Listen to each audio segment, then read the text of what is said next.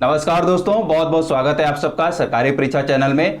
दोस्तों 19 फेब को शिवाजी महाराज की जयंती मनाई गई है और इस जयंती के अवसर पर मैंने सोचा कि आप सब लोगों के लिए शिवाजी महाराज के ऊपर भी बेस्ड एक वीडियो बनानी चाहिए ताकि आप लोग शिवाजी महाराज को जान पाएं, उनको व्यक्तिगत तौर पे भी जान पाएं, समझ पाएं और एक राजा के रूप में भी आप कुछ उनके जो गुण रहे हैं, राजा के जो गुण रहे हैं, एक शासक के जो गुण रहे हैं या राजा के तौर पे आप उनको अच्छे से जान पाएं। वैसे शिवाजी महाराज को समझने के लिए बहुत सारे नज़रिए सुनने को मिलते हैं। अगर हम कुछ मोटे नज़रियों की बात करें, जैसे बोला जाता है कि शिवाजी महाराज एक हिंदू राष्ट्र के निर्माता थे। ये भी बोला जाता है कि वह मुस्लिम विरोधी शासक थे, या यूं कह लें कि ये भी बोला जाता है कि वह एक कट्टर हिंदूवादी थे। राइट। तो देखिए, नज़रिए बहुत सारे हैं और ये जो नज़रिए होते हैं हर एक आदमी को समझने के नज़रिए होते हैं। लेकिन इतिहास में जब हम किसी राजा की बात करते हैं तो ये जो धर्म का मामला आता है, कई बार एक तरीके से वो हर एक राजा के ऊपर इस चीज़ को कहीं ना कहीं जोड़ के देखा जाता है, अप्लाई किया जाता है, क्योंकि धर्म और जो राजनीति है वो साथ साथ चलती आ रही है सदियों से। राइट। तो शिवाजी महाराज भी इस पहलू से एक तरीके से अछूते नहीं हैं। तो उनके ऊपर भी कहीं ना कहीं ये एक तरीके से बोला जाता है कि वो एक मुस्लिम विरोधी शासक थे। तो देखिए, यहाँ पे दो तीन नज़रियों में जो हैं, मैंने जो आपको बताया उनमें से एक बात तो मैं कहीं ना कहीं आपको क्लैरिफाई कर दूं। वो ये है कि एक हद तक आप शिवाजी महाराज को कट्टर हिंदूवादी बोल सकते हैं, लेकिन व्यक्तिगत तौर पे, राइट, एक शासक के तौर पे, एक राजा के तौर पे आप ये नहीं बोल सकते हैं कि शिवाजी महाराज एक मुस्लिम विरोधी शासक थे। और शिवाजी महाराज के ऊपर ही नहीं, जब भी आप किसी एक प्रतापी राजा की बात करेंगे, उसको जानने की बात करेंगे, समझने की बात करेंगे, चाहे वो कोई मुस्लिम शासक रहा हो, चाहे वो हिंदू राजा रहा हो, कोई भी शासक रहा हो, एक बड़ा जो राजा होता है, राजा होता है, अपनी मानसिकता में भी वो बहुत अच्छे से एक राजा होता है। राइट। मतलब उसके सामने फिर अपनी सिर्फ और सिर्फ प्रजा ही दिखती है। उस प्रजा में कोई भी कम्युनिटी हो, चाहे वो हिंदू हो, चाहे मुसलमान हो, या कोई भी धर्म हो। राइट। तो वही गुण यहाँ पे राजा के तौर पे शिवाजी महाराज के अंदर भी थे। राइट। उन्होंने अपनी कम्युनिटी में, मतलब अपनी प्रजा में किसी भी कम्युनिटी को या किसी भी कम्युनिटी के ऊपर बायस्ड होकर शासन नहीं किया। ये एक मोटी बात आप अपने जहन में आप सब लोग बैठा लीजिए। कहीं पे भी किसी भी राजा को, सिर्फ शिवाजी यहाँ बात नहीं कर रहा हूँ, किसी भी राजा को आप धर्म के पॉइंट ऑफ व्यू से जब आप एक तरीके से समझने की कोशिश करेंगे तो बहुत सारे पॉजिटिव चीज़ों को आप मिस कर जाएंगे। एक लर्नर के रूप में सिर्फ मैं आपको ये सीख दे रहा हूँ। आप जब भी एक राजा को पढ़ें, वहां पे एक तरीके से धर्म के चश्मे को बाहर करें। राइट। तो वही चीज़ है, हम यहाँ पे शिवाजी महाराज को आज के इस वीडियो में समझेंगे, उनके शासन कला को समझेंगे, उनके इंपॉर्टेंट फैक्ट्स को जानेंगे कि किस तरीके से शिवाजी महाराज ने अपने प्रताप से, अपनी शासन कला से, अपना एक जो होता है, जो मतलब कूटनीति होती है, जो शातिरपन होता है, उन सारे गुणों की वजह से एक विशाल मराठा साम्राज्य की स्थापना करते हैं। और वो भी तब जब मुगल शासक औरंगजेब अपने चरम सीमा पे थे, एक तरीके से अपनी विस्तारवादी नीति में एक एक्सट्रीम पॉइंट पे थे। मतलब कि मुगल शासन का एक तरीके से जो विस्तार हुआ है उसमें कई सारे लोगों का रोल रहा है। अकबर ने बहुत अच्छे से विस्तार किया, लेकिन बाद में औरंगजेब ने इसको और भी एक तरीके से काफ़ी मतलब कि लार्ज स्केल पे विस्तारित किया इस साम्राज्य को। और उस समय यानी कि औरंगजेब से जो डायरेक्ट लड़ने की क्षमता थी, या एक तरीके से डायरेक्ट जो भिड़ने की कोशिश कर रहे थे उस टाइम पे, वो शिवाजी महाराज ही थे। राइट। तो आज इस वीर योद्धा को जानेंगे। तो आगे बढ़ते हैं इस वीडियो में, और इस वीडियो में आगे बढ़ने से पहले या इसको शुरू करने से पहले यहाँ पे पढ़ते हैं, समझते हैं इनके एक अनमोल वचन को। शिवाजी महाराज के बहुत सारे अनमोल वचन रहे हैं, उनमें से एक ये वचन मुझे बहुत अच्छा लगा, जो मुझे एक तरीके से यहाँ पे रखना था, इस वजह से मैंने यहाँ पर रख दिया। आप लोग इसको समझिए। एक वीर योद्धा हमेशा विद्वानों के सामने ही झुकता है। एक वीर योद्धा हमेशा विद्वानों के सामने ही झुकता है। अपने आप में ये आपने वर्डिंग बहुत सुनी होगी, लेकिन आप इसका मायने समझिए कि एक वीर योद्धा हमेशा विद्वानों के सामने ही झुकता है। इनके ये अनमोल वचन, या इनके जहन में ये बात क्यों आई, ये वचन तभी निकलते हैं जब एक तरीके से आदमी उस पॉइंट को, या उस टर्म को, या उस फिलॉसफी को मानता है। तो शिवाजी भी इस चीज़ को मानते थे। क्यों? क्योंकि मैं इसका आपको एग्जाम्पल दे दूं। शिवाजी महाराज अपने राजा बनने का जो गुण है, एक प्रतापी राजा के रूप में 16 साल की उम्र में ही उभर कर आए थे। तो सोचिए इस छोटी सी उम्र में कोई अगर राजा बनने के गुण को प्रदर्शित करता है या अपने राजा के बनने की अपनी महत्वाकांक्षा को साबित करता है, तो उसके पीछे कहीं ना कहीं गुरु का हाथ जरूर होता है।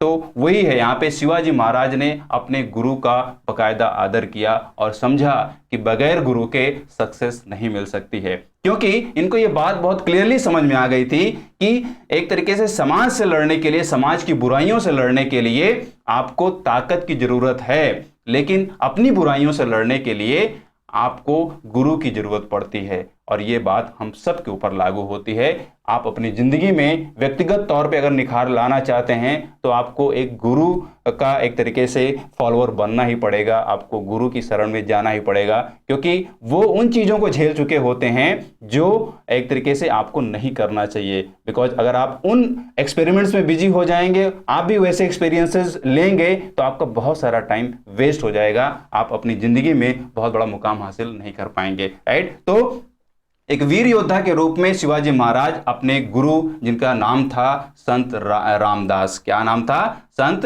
रामदास। राइट। अभी इनके बारे में आगे देखेंगे। संत रामदास को ये अपना गुरु मानते हैं और संत रामदास जो है इनको बाकायदा शिक्षा देते हैं। और एक तरीके से संत रामदास को भी अगर हम समझने की कोशिश करें तो मैं बता दूं कि संत रामदास एक तरीके से बजरंग बली के भक्त थे। राइट। और उनका मानना यह था कि एक जो राष्ट्र है, एक राष्ट्र का जो निर्माण होता है वहां के युवाओं के द्वारा होता है, और उन युवाओं का जितना एक तरीके से बलशाली शरीर होगा, सुगठित शरीर होगा, वो राष्ट्र उतना ही मजबूत होगा। और यही प्रेरणा शिवाजी को भी मिलती है। एक तरीके से रामदास जी से जो शिक्षा मिलती है, शिवाजी महाराज इस शिक्षा से बहुत प्रेरित होते हैं। राइट। तो इतना डिटेल में नहीं जाएंगे गुरु रामदास के बारे में, संत रामदास के बारे में। उनकी भी अपनी एक लेगेसी रही है, उनको आप डिटेल में कभी पढ़ सकते हैं अलग से।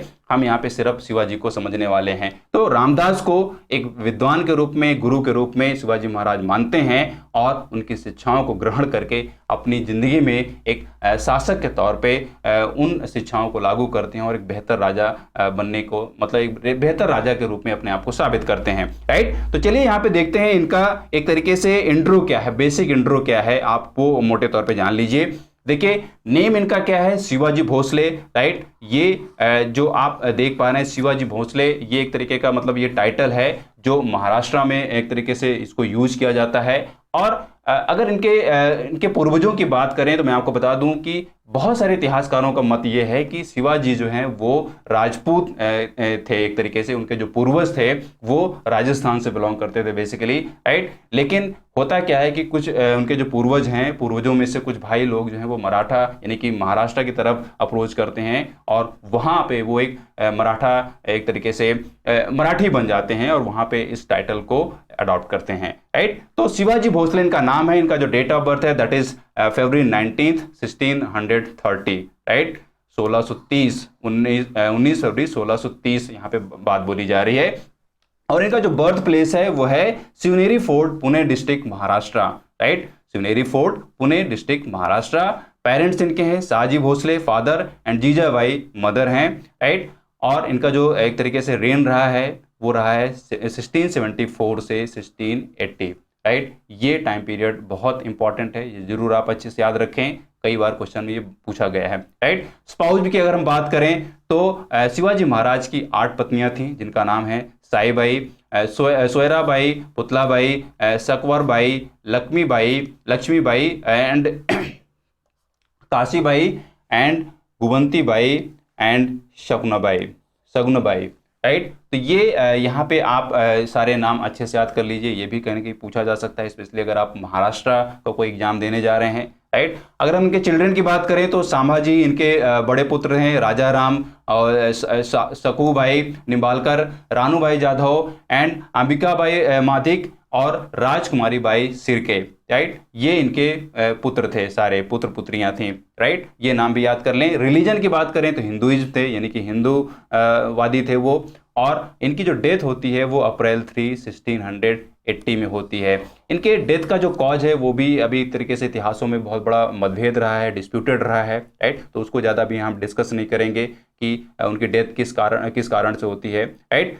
तो यहाँ पे आप सिर्फ डेट याद कर लीजिए कि अप्रैल 3 यानी कि 3 अप्रैल 1680 में इनकी डेथ हो जाती है। सीट ऑफ पावर अगर देखें तो रायगढ़ फोर्ट महाराष्ट्र है, मतलब कि बेसिकली इनका जो एक तरीके से पावर की जो सीट है जहां से शासन करते हैं वो है रायगढ़ फोर्ट महाराष्ट्र, राइट। और इनके जो सक्सेसर रहे हैं वो रहे हैं संभाजी भोसले, राइट। कौन रहे हैं? संभाजी भोसले, राइट। और इसके बाद भी बहुत सारे सक्सेसर रहे हैं, उनके नाम आप जरूर यहाँ पे पता करिएगा। मैं यहाँ पे ज़्यादा डिस्कस नहीं करूँगा उनके बाकी सक्सेसर्स को, बिकॉज यहाँ पे फोकस जो है वो सिर्फ शिवाजी महाराज के ऊपर है, राइट। चलिए आगे बढ़ते हैं, देखते हैं कि इनकी अर्ली लाइफ कैसे रही है, शिवाजी महाराज की जो एक तरीके से शुरुआती जिंदगी रही है वो कैसे रही है। तो जैसे मैंने आपको बताया कि वो पैदा होते हैं, लेकिन जब पैदा होते हैं तो वो एक मराठा जनरल के तौर पे, मतलब उनके पिताजी जो हैं एक मराठा जनरल थे, राइट। तो मराठा जनरल के यहाँ वो उनकी पैदाइश होती है, उनके पिताजी मराठा जनरल थे, राइट। और उनके पास जो जागीर थी वो थी पुणे और एक तरीके से बीजापुर सल्तनत, राइट। बीजापुर सल्तनत के अंडर में एक तरीके से ये जागीर थी पुणे, तो उस जागीर के जनरल थे, राइट। कौन? इनके पिताजी, राइट। शिवाजी की जो मदर थी जीजाबाई, वो एक बहुत ही धार्मिक प्रवृत्ति की महिला थी, और उनकी धार्मिक प्रवृत्ति का जो असर हुआ है शिवाजी महाराज के ऊपर वो भी बहुत देखने को मिला है। कहीं ना कहीं अगर आप ये बोलें कि शिवाजी महाराज के कट्टर हिंदूवादी होने का जो रीजन रहा है वो कहीं ना कहीं यहाँ से भी मिल सकता है, बिकॉज उनकी माँ जो है बहुत ही एक तरीके से धार्मिक प्रवृत्ति की महिला थी, राइट। और डेफिनेटली उसका इन्फ्लुएंस शिवाजी महाराज के ऊपर आना था, तो वो इन्फ्लुएंस उनके ऊपर आया।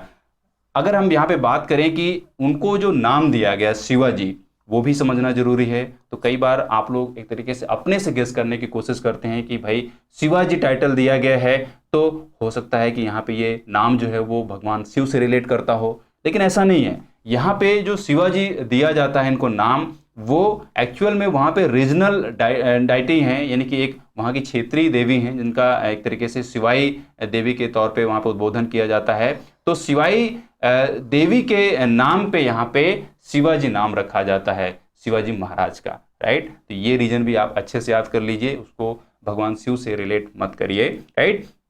अब देखिए यहाँ बात आ रही है रामदास की। रामदास मैंने आपको बता ही दिया है कि रामदास, संत रामदास जो है वो शिवाजी महाराज के गुरु थे, राइट। और वो क्या थे? हनुमान जी के भक्त थे, राइट। और मतलब कि ऑब्वियसली जब हनुमान जी के भक्त हैं तो भगवान राम के भी वो भक्त होंगे, राइट। और उनको जाना गया संत रामदास या रामदास स्वामी, राइट। ये दोनों नाम अच्छे से याद कर लें। इनको मैंने आपको पहले भी बता दिया है कि इंडिविजुअल एक संत के रूप में, इनकी लेगेसी के रूप में आप एक मतलब टाइम निकालिए और उसको ढंग से पढ़िए, बिकॉज इसके टर्म में भी क्वेश्चन बनते रहे हैं, राइट। दूसरा यहाँ पे इंपॉर्टेंट पॉइंट है इनके अर्ली लाइफ में, जैसे मैंने आपको बता ही दिया था कि वो 16 साल की उम्र में ही अपनी शासन कला को प्रदर्शित करने में सक्षम हो जाते हैं, या एक राजा के रूप में उभर कर आते हैं। क्या होता है एक्चुअली में कि 1645 में जब वो टीनेजर थे, यानी कि लगभग 16-17 साल की आयु थी, तो वो अपनी पहली मिलिट्री जो एक तरीके से मिलिट्री जो मतलब जो जीत है वो हासिल करते हैं। और कहाँ पे हासिल करते हैं? टोना फोर्ट को वो जीत कर हासिल करते हैं, राइट। और ये जो टोना फोर्ट होता है वो अंडर बीजापुर होता है, बीजापुर सल्तनत होती है। बीजापुर को भी हम थोड़ा बाद में डिस्कस करेंगे, राइट। तो बीजापुर के अंडर में आने वाले तोड़ना फोर्ट को ये जीत लेते हैं और वहीं से 16 साल की कम उम्र में अपने आप को एक राजा के रूप में साबित करते हैं, राइट। तो ये इनकी रही अर्ली लाइफ। अगर अब यहाँ पे बात करें कि इनको टाइटल क्या दिए गए थे, राइट, तो आपको एक तरीके से कई जगह या हर जगह मैक्सिमम जगह आपको छत्रपति ही दिखता है, लेकिन उनको और भी टाइटल्स दिए गए थे, राइट। तो पहला तो आप यहाँ पे देख पा रहे हैं कि छत्रपति इनको टाइटल दिया गया। उसके बाद फिर क्या दिया गया है? शककर्ता टाइटल दिया गया है, छत्री कुलवंताज दिया गया है, हैंदवा दिया गया है, एंड धर्मोद्धारक टाइटल्स भी दिए गए, राइट। तो ये सारे टाइटल्स आप याद कर लें, इनके टर्म में भी क्वेश्चन बन सकता है, राइट। और जैसे मैंने आपको बताया कि एक राजा के रूप में ये अपने आप को स्थापित करते हैं, लेकिन क्योंकि उम्र छोटी रहती है उस वजह से इनकी एक तरीके से क्राउनिंग नहीं की जाती है, यानी कि राजाभिषेक नहीं किया जाता है। एक्चुअल में इनको जो क्राउन किया जाता है या राजाभिषेक जो किया जाता है दैट इज 6 जून 1674 को किया जाता है रायगढ़ में, राइट। तो ये डेट भी आप अच्छे से याद कर लें। इनका राजाभिषेक जो होता है वो 6 जून 1674 को होता है रायगढ़ में, राइट। अब अगर हम यहाँ बात करें कि एक राजा के रूप में जब उनका राजाभिषेक हुआ तो आगे चलकर ये कितने सक्सेसफुल रहे, तो एक मोटा जो कंक्लूजन अगर मैं पहले ही यहाँ पे बता दूं तो ये है कि जैसे ही वो एक राजा के रूप में अपना राज्याभिषेक कराते हैं तो वो एक जो कि महत्वाकांक्षी थे, हर तरीके से सक्षम थे, बलशाली थे, बुद्धिमान थे, राइट, शातिर थे, राइट। शातिर क्यों होंगे अभी डिस्कस करेंगे। आपने जरूर कहानी पढ़ी होगी कि वो किस तरीके से आगरा के किले से भाग जाते हैं, राइट, यानी कि वहाँ से बच के निकल आते हैं। तो ये तभी मुमकिन हो पाता है जब आपके दिमाग में शातिरपन हो, राइट, आप चालाक हों, तो वो गुण भी देखने को मिलता है, राइट। तो इन गुणों की वजह से एक राज्याभिषेक कराने के बाद शिवाजी महाराज मराठा साम्राज्य को आगे ले जाते हैं और इसमें कोई दो राय नहीं है कि उनके बाद के जो पेशवाज हुए हैं, राइट, वो सारे के सारे सक्षम थे मराठा साम्राज्य को आगे ले जाने के लिए, राइट। तो देखिए अब अगर हम यहाँ पे बात कर लें कि उन्होंने राज्याभिषेक कराने के बाद कौन कौन सी लड़ाइयाँ लड़ी, बिकॉज लड़ाइयाँ लड़कर ही एक तरीके से राजा अपने राज्य का विस्तार करता है, राइट। ये एक बेसिक कैरेक्टरिस्टिक्स आपको देखने को मिलेगी जब भी किसी राजा के साम्राज्यवादी नीति को आप समझेंगे, राज्य विस्तारवादी नीति को समझेंगे या एक प्रतापी राजा के रूप में समझने की कोशिश करेंगे तो ऑब्वियस सी बात है वहाँ पे युद्धों का एक तरीके से जिक्र तो आना ही आना है। तो यही चीज़ शिवाजी महाराज के साथ भी है। शिवाजी महाराज ने बहुत सारी लड़ाइयाँ लड़ी और इनमें आप देखो सबसे पहले मैंने यहाँ पे रखा है battle of Pratapgarh, right, because ये अपने आप में बहुत इम्पॉर्टेंट लड़ाई रही है और इस लड़ाई को आपने कहानी के तौर पे अपनी बुक्स में बचपन में भी आपने इसको खूब पढ़ा होगा, राइट। कहानी ये रहती है उसमें जो एक तरीके से शिवाजी महाराज की कहानी बनाई जाती है और उसमें बताया जाता है कि शिवाजी महाराज एक मतलब कि एक महान राजा के रूप में किस तरीके से वह अफजल खान का वध करते हैं बघनक पहन के, राइट। तो उसी कहानी को थोड़ा सा यहाँ पे और इंटरेस्टिंग तरीके से मैं आपको बता देता हूँ एक्चुअल तरीके से वो एक्चुअल में हुआ क्या था। तो देखिए जनरल अफजल खान यहाँ पे आप देख पा रहे हैं, जनरल अफजल खान। तो यहाँ पे जनरल जो वर्ड दिया गया है एक्चुअली में ये जो जनरल अफजल खान थे वो आदिल शाही साम्राज्य के जनरल थे, यानी कि बीजापुर में जो साम्राज्य था वो उसको आप आदिल शाही साम्राज्य भी बोल सकते हैं बिकॉज मोहम्मद आदिल शाह वहाँ पे शासक थे, राइट। और ये जो एक तरीके से मतलब कि बात की जा रही है आदिल शाही साम्राज्य की, वो एक्चुअल में बीजापुर सल्तनत की बात की जा रही है। बीजापुर सल्तनत यानी कि आप मैं इसको मोटे तौर पे आपको समझा देता हूं कि बीजापुर जो सल्तनत है एक्चुअली में वो बहमनी साम्राज्य का ही एक थ्रेड है। बहमनी साम्राज्य से ही एक तरीके से बाद में निकल कर आता है बीजापुर सल्तनत, राइट। और उसमें जो प्रतापी एक तरीके से जो थ्रेड बनती है राजाओं की वो क्या बनती है, आदिल शाही, मतलब कि वहाँ पे जो टाइटल मिलता है राजाओं को वो आदिल शाह का मिलता है, राइट। तो इस वजह से इसको आदिल शाही सल्तनत भी बोल दिया जाता है, साम्राज्य बोल दिया जाता है। तो आदिल शाही साम्राज्य के जो जनरल थे अफजल खान, बहुत ही एक तरीके से ये भी बहुत महत्वाकांक्षी थे, वीर थे और कूटनीतिक थे और काफ़ी विश्वास था यहाँ पे आदिल शाह का जनरल अफजल खान के ऊपर, राइट। तो होता क्या है कि बैटल ऑफ प्रतापगढ़ इसलिए होता है क्योंकि ऑब्वियस सी बात है शिवाजी महाराज जो हैं वो भी दक्कन क्षेत्र पर या एक तरीके से पूरे प्रायद्वीपीय भारत पे एक तरीके से अपना अधिकार चाहते हैं, अपना राज्य की स्थापना चाहते हैं और वहाँ पे जो सबसे बड़ा उनका जो नज़दीकी चैलेंज रहता है वो रहता है बीजापुर, राइट। तो बीजापुर को हराने के लिए एक तरीके से यहाँ पे शिवाजी महाराज की नीतियाँ शुरू हो जाती हैं, उनका अप्रोच शुरू हो जाता है और उनमें एक तरीके से छोटी मोटी लड़ाइयाँ हो रही थी। लेकिन फाइनली बीजापुर के सुल्तान ने ये डिसाइड किया कि एक तरीके से इनके साथ मैत्री संबंध रखा जाए, इनके साथ एक तरीके से दोस्ताना संबंध रखा जाए और इसी संबंध को बनाने के लिए, मजबूत करने के लिए एक तरीके से वो जनरल अफजल खान को भेजते हैं कि जाओ आप इनके साथ एक तरीके से मैत्री संबंध स्थापित करो, इनको बुलाओ कि क्या हम बिना वॉर के इस क्षेत्र में शासन कर सकते हैं या नहीं कर सकते हैं। तो जनरल अफजल खान एक तरीके से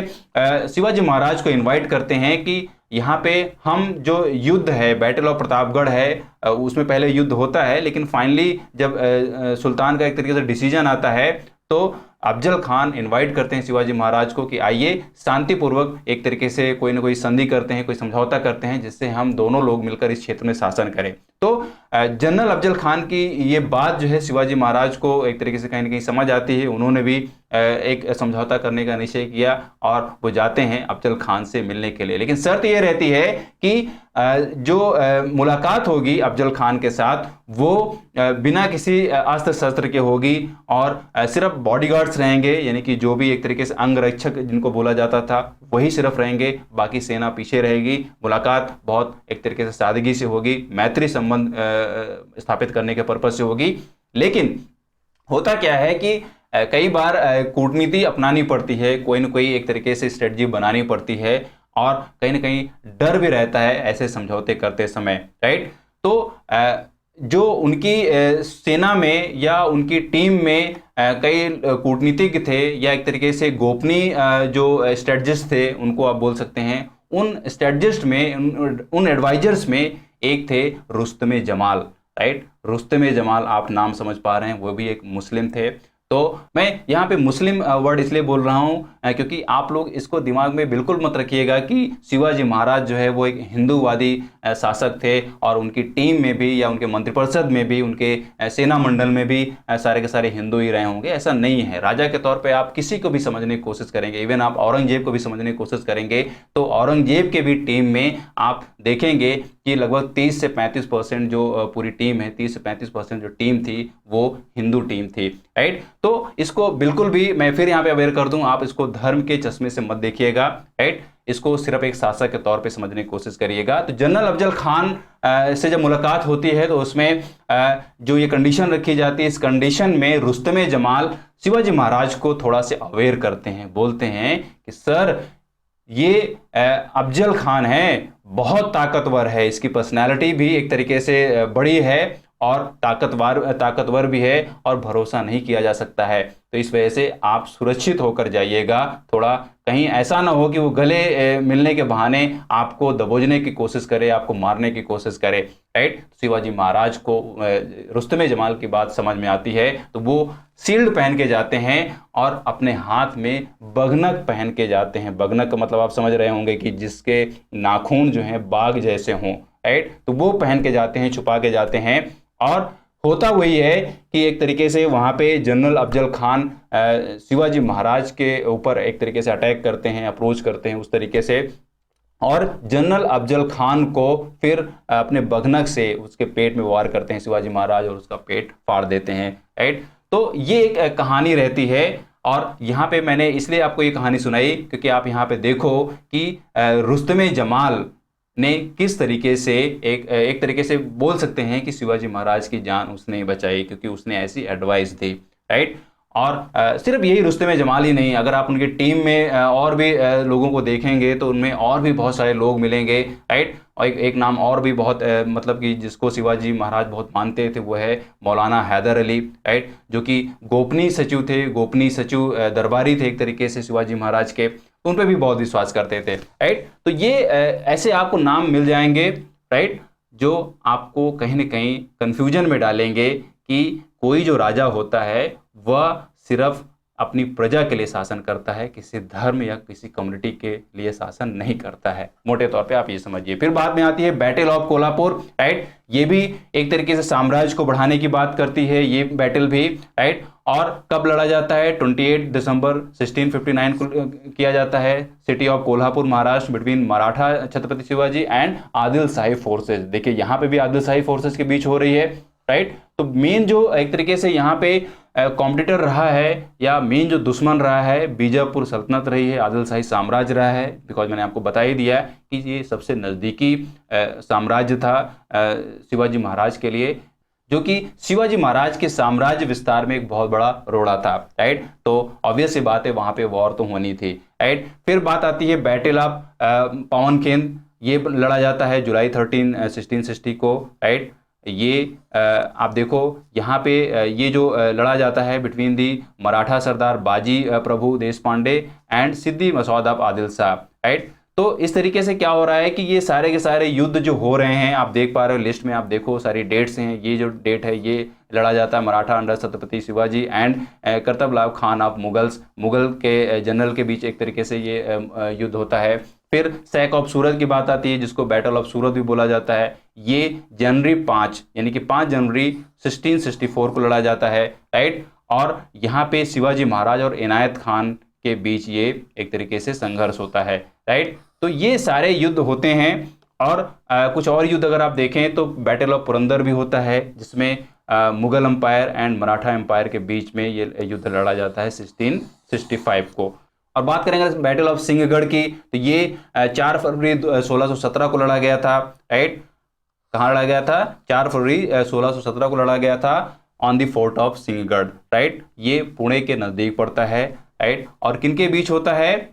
ये होता है between Tanaji Malusare, commander of Maratha rural, Shivaji Maharaj and Uday Bhan Rathore, fort keeper under जय सिंह, राइट। तो आप एक तरीके से ये जब आप सारे युद्ध को देखेंगे, समझेंगे, आप मोटे तौर पे आप यहाँ पे यही समझ पाएंगे कि इन युद्धों ने एक तरीके से शिवाजी महाराज को अवसर दिया, जीत दिलाई, और अवसर ये दिया कि वो अपने साम्राज्य को स्थापित कर पाएँ, अपने साम्राज्य को बड़ा कर पाएँ, राइट।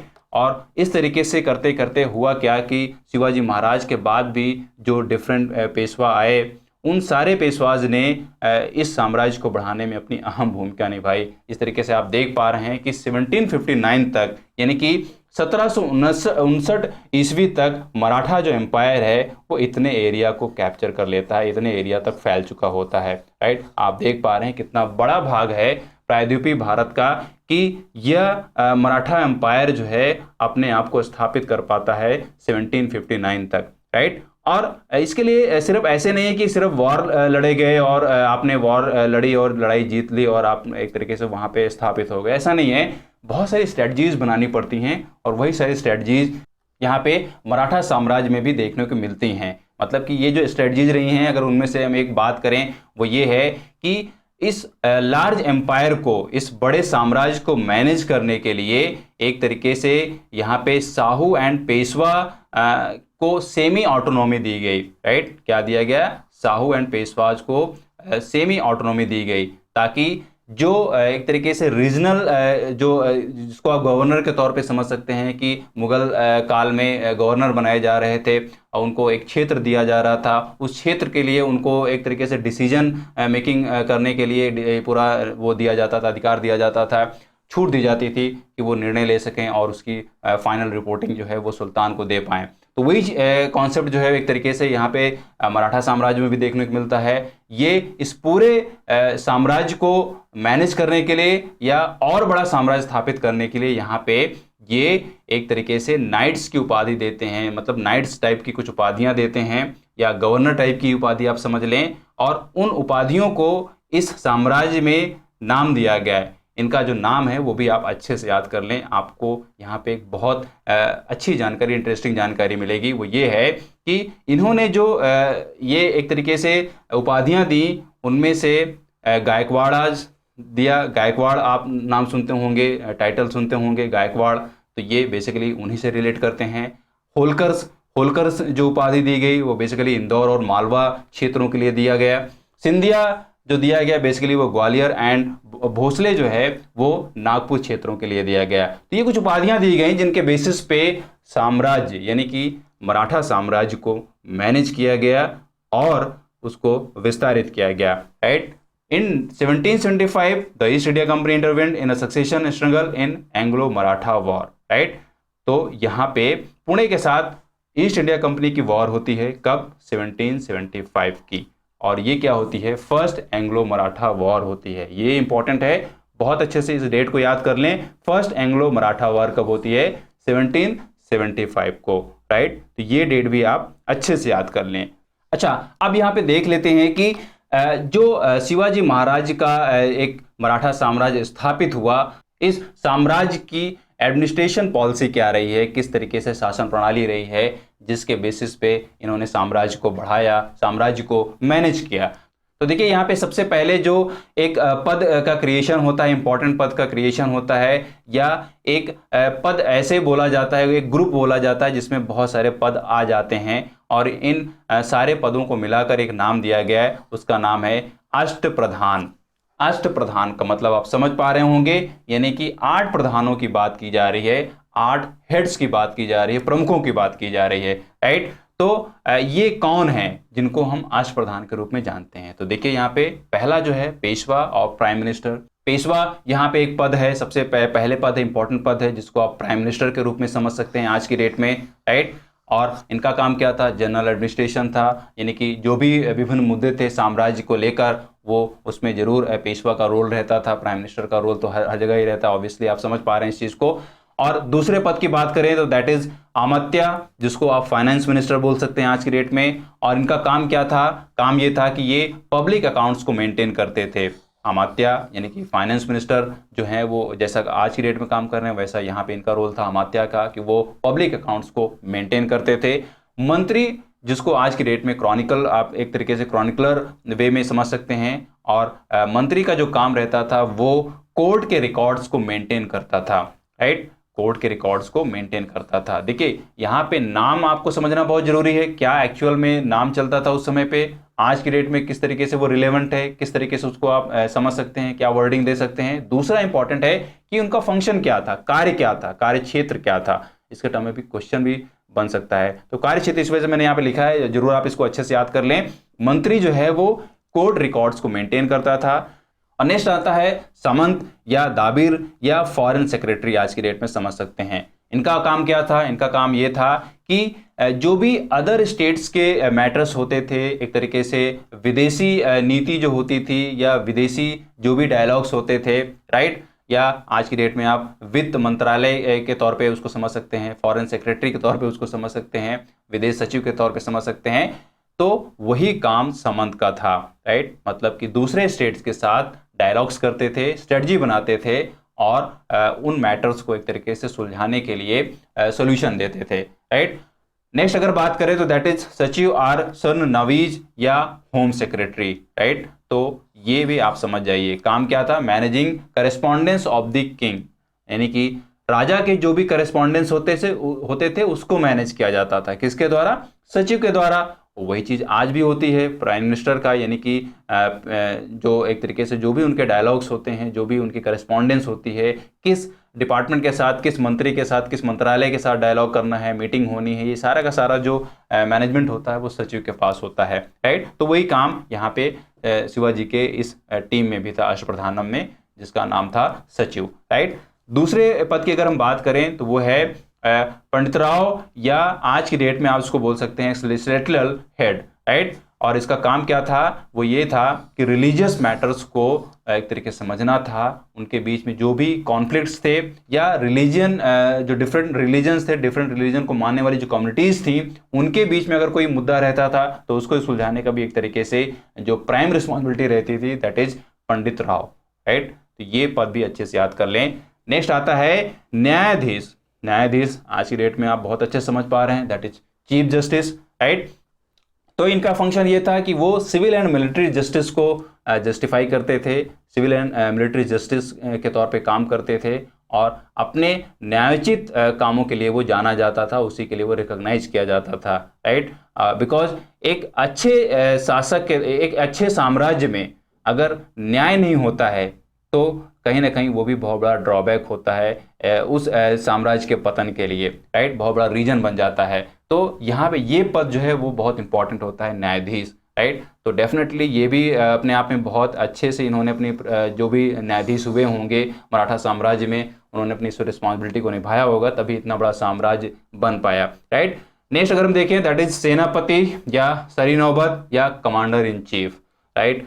तो इसका जो फंक्शन रहा है, इनका जो फंक्शन रहा है वो बेसिकली ये है कि all matters related to army of the king, मतलब कि राजा की जो आर्मी रही है उस राजा की आर्मी को मैनेज करना या आर्मी को मोटिवेटेड रखना, या हमेशा किसी भी युद्ध में अगर कोई हतोत्साहित करने वाला रीजन मिलता था तो सेनापति का बहुत बड़ा रोल रहता था कि वो अपनी सेना को एक तरीके से हमेशा मोटिवेटेड रखे और उनके अंदर ऊर्जा का संचार बनाए रखे, ताकि युद्ध में कहीं पे भी हतोत्साहित वाला रीजन या फैक्टर ना आ पाए, राइट। तो डेफिनेटली अष्टप्रधान के अंदर आने वाले ये सारे के सारे पद बहुत इंपॉर्टेंट थे, राइट। तो ये एडमिनिस्ट्रेशन मोटे तौर पे राज्य में एक तरीके से देखा जा सकता है, या जो राजा के आसपास लोग घिरे होते हैं या जो टीम होती है, जैसे आज की डेट में आप बोलते हैं कैबिनेट, तो कैबिनेट में डिफरेंट मिनिस्ट्रीज के मिनिस्टर्स होते हैं। उसी तरीके से यहाँ पे शिवाजी ने एक कैबिनेट बनाई थी, उसका नाम दिया गया था राष्ट्रप्रधान,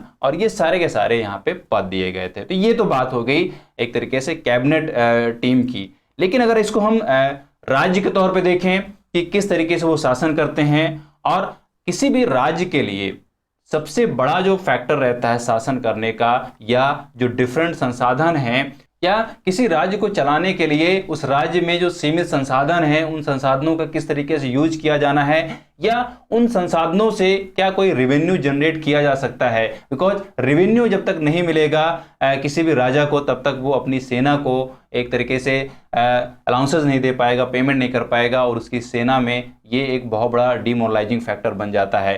तो एक रेवेन्यू जो फैक्टर होता है वो हर राजा के लिए, हर महाराजा के लिए बहुत इंपॉर्टेंट फैक्टर होता है।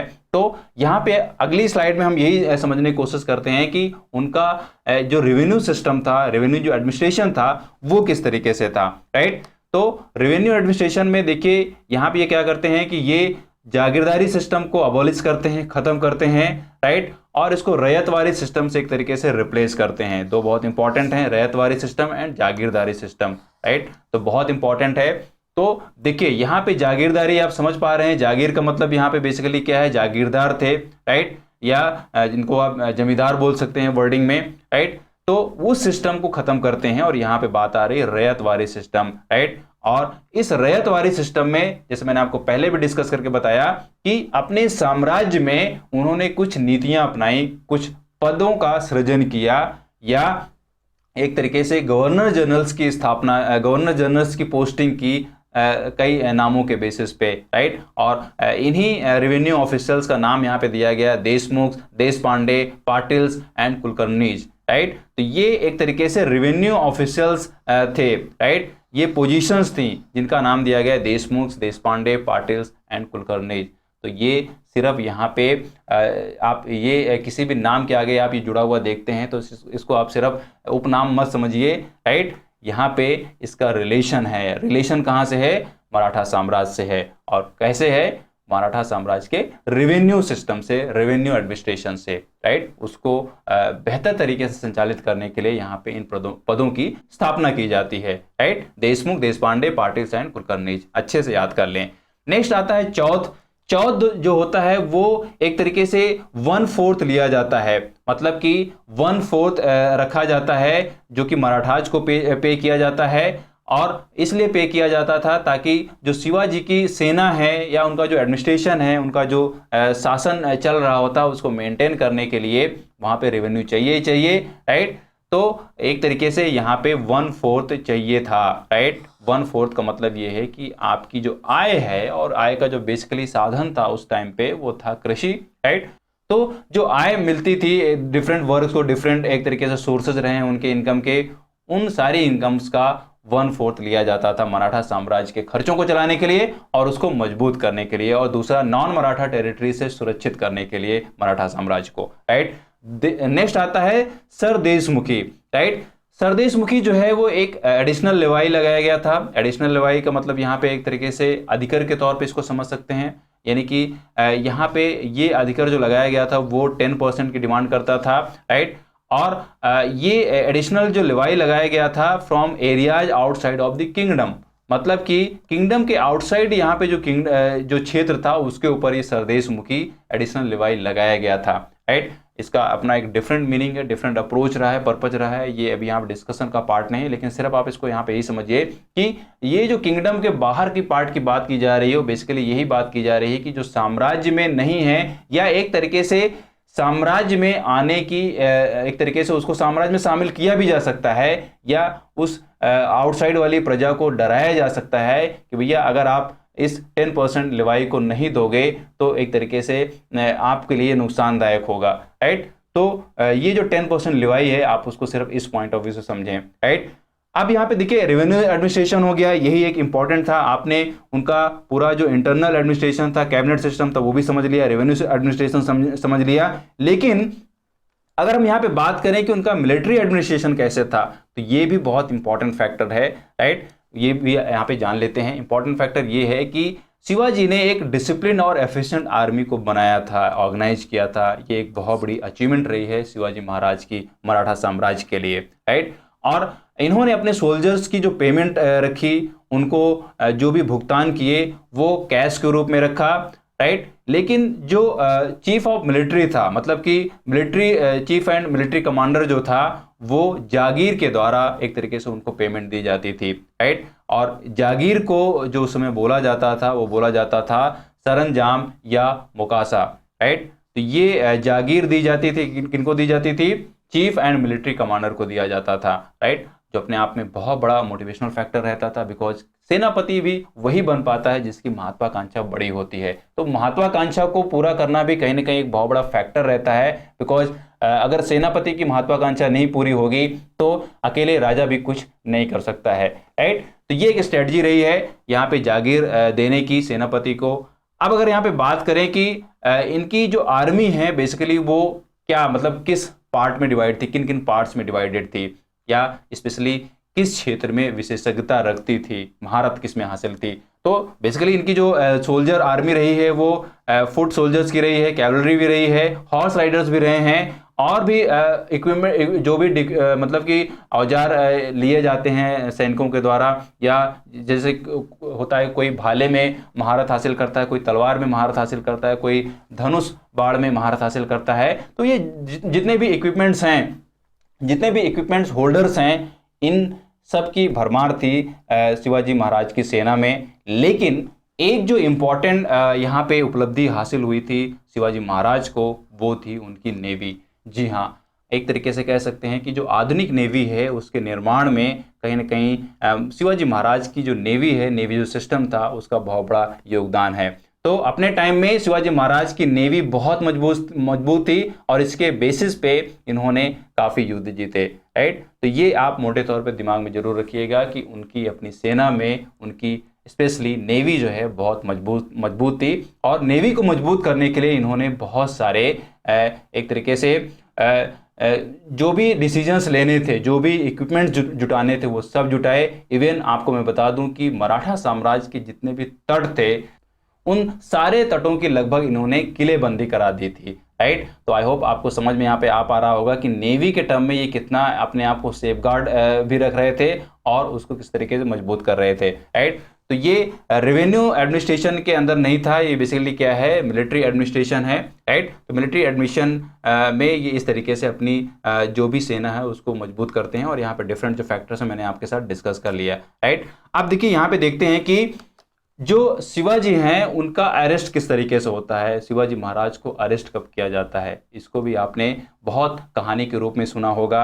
यानी कि वो किस तरीके से आगरा के किले में पूरे सेना को या पूरे साम्राज्य को चकमा देकर वहां से निकल जाते हैं, राइट। तो बेसिकली यहाँ पे मैं आपको फिर से उस कहानी को रिपीट कर देता हूँ, आपको समझ में आएगी बहुत अच्छे से, राइट। तो अरेस्ट ऑफ शिवाजी, शिवाजी को अरेस्ट क्यों किया जाता है, सबसे पहले रीजन तो यही बनता है।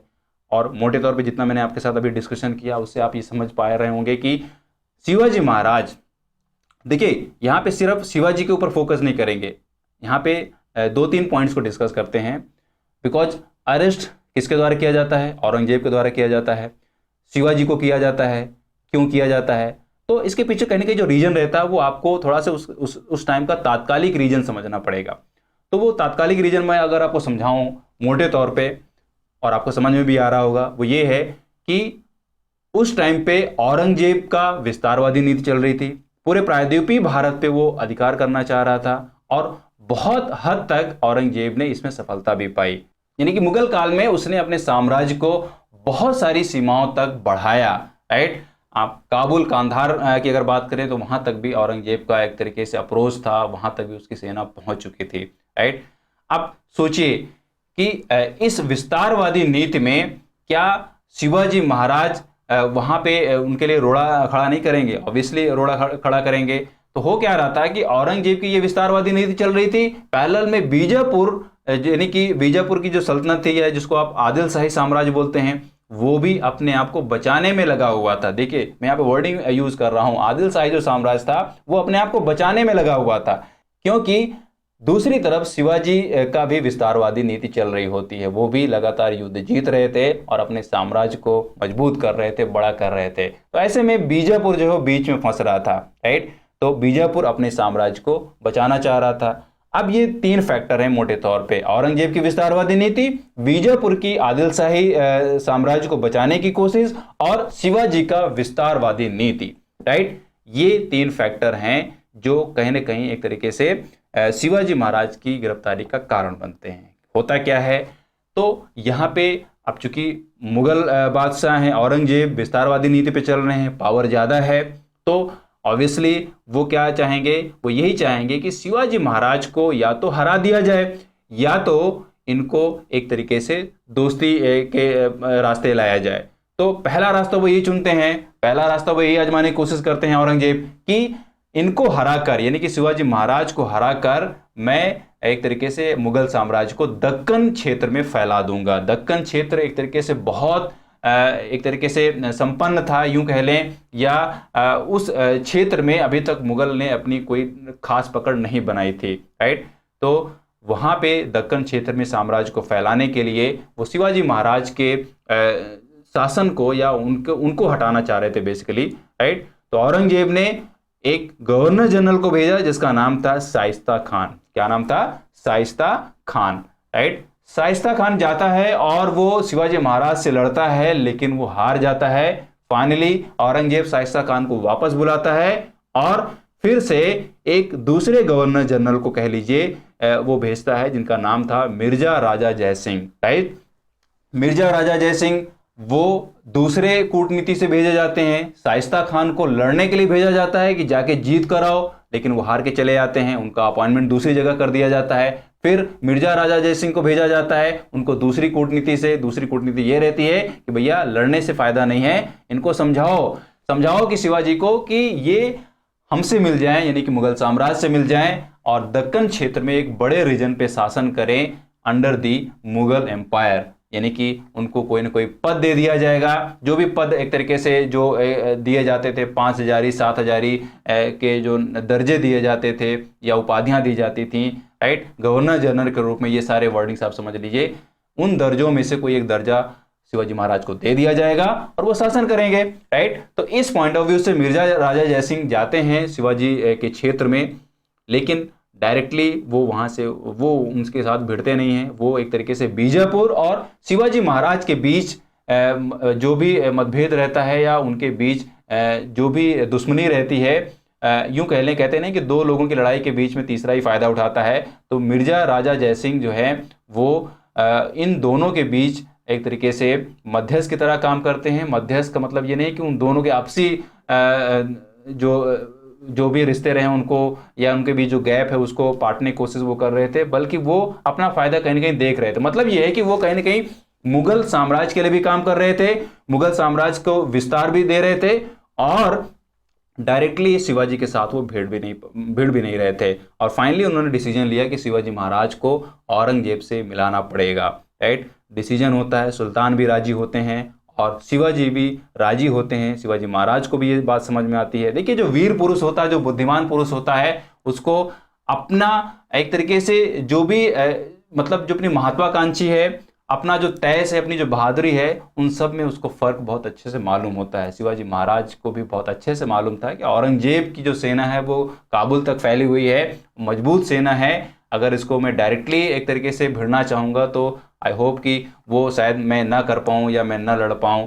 तो कहीं ना कहीं मैत्रीपूर्ण संबंध अगर बन जाए तो वो भी बहुत एक इम्पॉर्टेंट फैक्टर होगा। तो शिवाजी क्या होते हैं, राजी होते हैं, जाते हैं, आगरा के किले में जाते हैं, दरबार लगा रहता है। और होता क्या है कि औरंगजेब का उस दिन जन्मदिन रहता है, और जब भी राजा का या सुल्तान का जन्मदिन होता है तो ऑब्वियस सी बात है, जितने भी जागीरदार हैं, जितने भी छोटे राजा हैं, जितने भी दरबारी हैं, सब उपहार लेकर पहुंचेंगे। और सब की एक कहीं ना कहीं क्या होती है, लाइन लगी रहती है। जैसे आप अभी भी कहीं देखो कि अगर प्रधानमंत्री से भी अगर मिलना है तो कहीं ना कहीं एक प्रोटोकॉल होता है कि वीआईपी लोग यहाँ पे रहेंगे, यहाँ पे बैठेंगे। तो उसी तरीके का लगभग सिस्टम जो है औरंगजेब के उस दरबार में भी था। मतलब कि कैटेगरी वाइज वहाँ पे दरबारी या जितने भी पदाधिकारी थे वो मौजूद थे उपहार के साथ। शिवाजी भी जाते हैं उपहार लेकर, लेकिन औरंगजेब शिवाजी से बात भी नहीं करता है, राइट। और एक तरीके से वो उनको नज़रअंदाज करता है और उनको वो 5 जारी के दर्जे में रखा जाता है। 5 जारी दर्जा है वो एक तरीके से बहुत छोटा पद होता है शिवाजी महाराज के कैपेबिलिटी के हिसाब से, एक राजा के हिसाब से, राइट।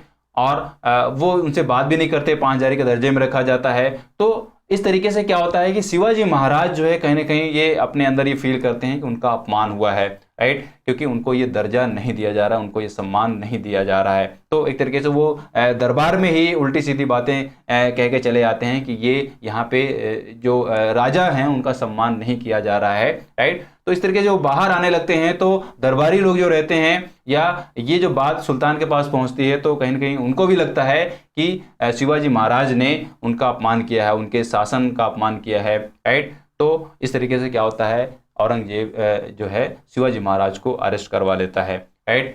फिर बाद में क्या होता है कि शिवाजी महाराज जब अरेस्ट हो जाते हैं तो वहाँ से बचने की भी कई सारी इतिहासकारों के बीच में जो भी मतलब पॉइंट ऑफ व्यू रहा है वो भी डिफरेंट रहा है। लेकिन एक आपने अपनी शुरुआती क्लास में बुक्स में ज़रूर पढ़ा होगा कहानी के रूप में कि वो क्या होता है कि मिठाई के टोकरी में बैठ के बाहर निकल जाते हैं, राइट। तो एक फैक्टर ये भी रहा है, राइट। दूसरा फैक्टर ये भी है कि जो इतिहासकार मोटे तौर पे जोर देते हैं वो ये है कि शिवाजी को जब बंदी बनाया जाता है या शिवाजी सिर्फ अकेले नहीं जाते हैं, शिवाजी के साथ उनकी पूरी टीम जाती है और उस टीम में कई लोग रहते हैं और उस टीम में एक जो एक आदमी बहुत इंपॉर्टेंट रोल अदा करता है उनके एस्केप करने के, उनके वहाँ से भाग निकलने के, उसमें हमें जो मदद करता है उसका नाम रहता है मदारी मेहतर। जी हाँ, मदारी मेहतर ये भी एक मुस्लिम रहता है और इसने बहुत अच्छे से मदद की है शिवाजी महाराज को मुगल यानी कि आगरा के किले से बाहर आने के लिए। अपने आप में बहुत बड़ा ही मतलब सोचिए कि कितना इंटेलिजेंस वहाँ पे लगाया गया होगा, कितनी शातिरपंथी वहाँ पे दिखाई गई होगी। बिकॉज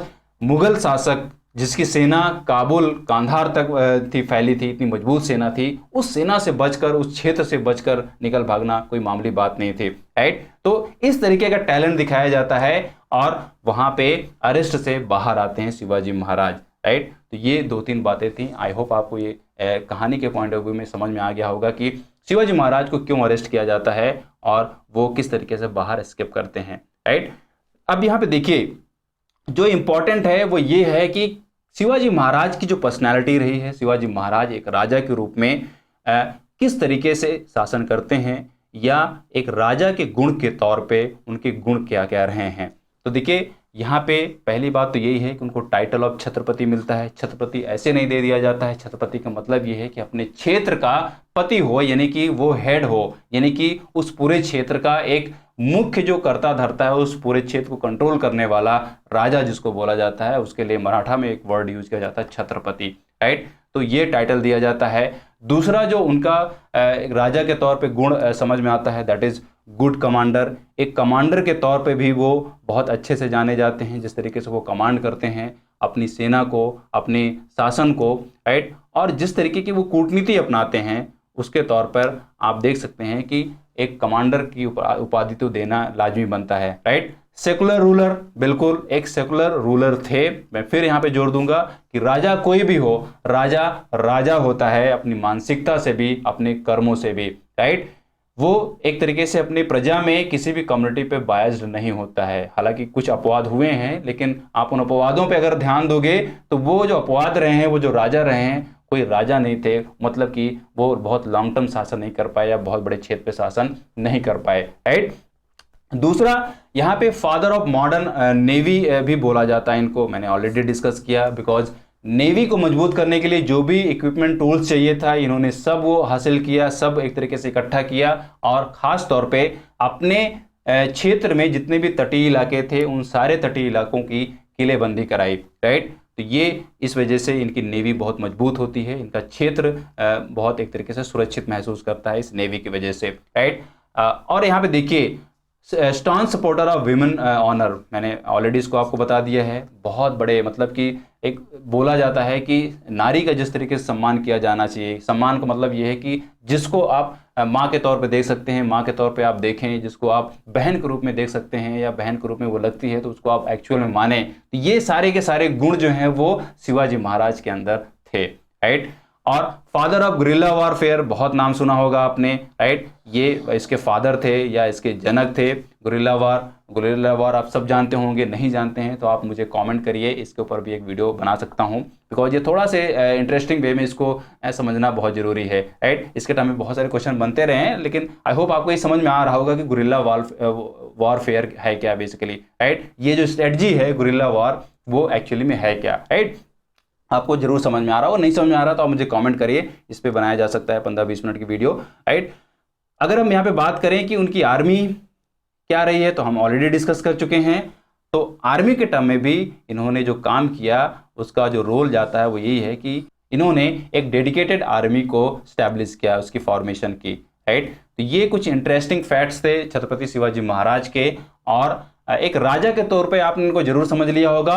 व्यक्तिगत तौर पे जो मैंने 2-4 बातें बताई वो भी आपको समझ में आ गया होगा, राइट। तो ये आप अच्छे से समझ लें, जो भी इंपॉर्टेंट पॉइंट्स हैं आप उनको फिर से जहाँ पे भी आपको ना समझ में आया है उसको आप देखें, और कहीं पे भी आपको लगता है कि इसको डिटेल में और करना चाहिए तो डेफिनेटली पढ़ें, बिकॉज इनके टर्म में या मराठा जो साम्राज्य है वो हिस्ट्री का बहुत इंपॉर्टेंट पार्ट है, इससे क्वेश्चन बनते रहते हैं। तो इस वीडियो को ख़त्म करने के बाद अगर आप अच्छा होगा ये कि आप इस पर एक सरसरी निगाह मार लें, अपनी जो भी बुक है या जो भी आप हिस्ट्री का एक बेस्ट सोर्स यूज़ करते हैं उसके टर्म में डीप स्टडी जरूर कर लें, नोट्स बना लें, ताकि ये हमेशा के लिए आपको याद हो जाए, और आने वाले कॉम्पिटिटिव एग्जाम्स के लिए आपसे जो भी इस साम्राज्य से क्वेश्चन बनेंगे, शिवाजी महाराज के ऊपर जो क्वेश्चन बनेंगे वो छूटे ना एग्जाम में, राइट। तो आई होप आपको ये समझ में आया होगा और डेफिनेटली ये आपके लिए बहुत हेल्पफुल होगी, राइट।